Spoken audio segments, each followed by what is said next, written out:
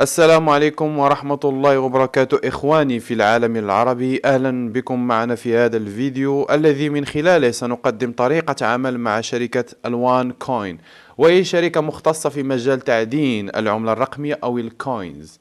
قبل أن ندخل في صلب الموضوع، دعونا نرى ملخص العرض، والذي سوف يكون على شكل حلقات. سوف أقوم بوضع 4 أو 5 حلقات نفهم أكثر العملة الرقمية وتطورها مع الوقت، ونضع مقدمة للمشروع ولشركة الوان كوين، وكذلك كيفية تعدين هذه العملة والتطور الذي شهدته العملة في 2015.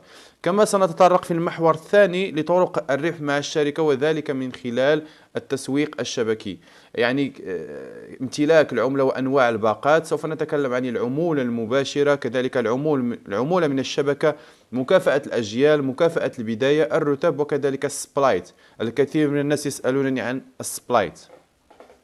بداية دعونا نتعرف على تاريخ العملات وتطورها عبر العصور.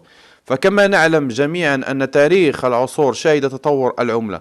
فبعد أن كان الإنسان قديما يتعامل عن طريق المقايضة أو التبادل السلعي، ليتطور الإنسان ويصبح التعامل بالذهب أو الفضة. بعد ذلك ظهرت العملات النقدية كالدولار والشيكات المعمول بها حاليا. العقل البشري لم يكتفي بهذا، بل أدى ظهور الإنترنت إلى ظهور طرق أخرى كالدفع عن طريق الكريدت كارد، وكذلك البنوك الإلكترونية كالباي بال والنيتلر. لنقف الآن على العملة الرقمية، وأفضل مثال هي البيت كوين. لتكون العملة الرقمية هي العملة المفضلة للتعامل عبر الإنترنت وكذلك في حياتنا اليومية، وسوف نرى لماذا أصبحت العملات الرقمية الوسيلة المفضلة للتبادل في جميع أنحاء العالم؟ بكل بساطة لعدم وجود اقتطاعات وللحماية القصوى التي توفرها العملة، لأن عند التعامل بالعملة الرقمية لا توجد اقتطاعات، كما هو الحال بالنسبة للبنوك العادية أو البنوك الأرضية. كذلك لا تتحكم فيها أي حكومة ومستقلة، ويمكن لأي شخص التوفر عليها والتعامل بها وتخزينها كذلك.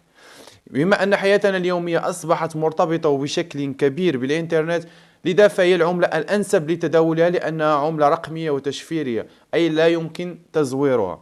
سهولة استخدامها وتصريفها بدون عمولات أو اقتطاعات، هذه بعض الأمور التي جعلت من العملة الرقمية هي الوسيلة المفضلة للتبادل في جميع أنحاء العالم.